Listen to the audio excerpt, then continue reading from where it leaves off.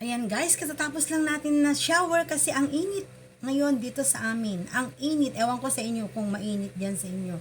O ayan, gagamit na tayo dito sa BC yung vitamin C toner na trending ngayon dito sa TikTok, di ba? O tignan nyo ang laki, 500 ml ito, mga mima ko, yung vitamin C.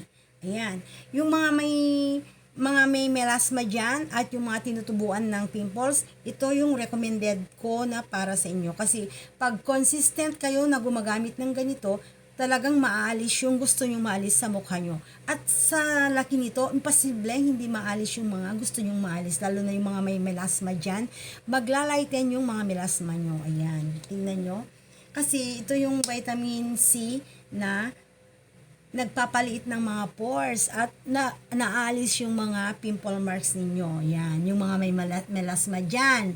Maglalighten yan hanggang sa mawala. O, sa laki ba naman nito? At kung naubos nyo, siguradong bibili at bibili rin kayo dahil napakaganda ng toner na ito. Ayan.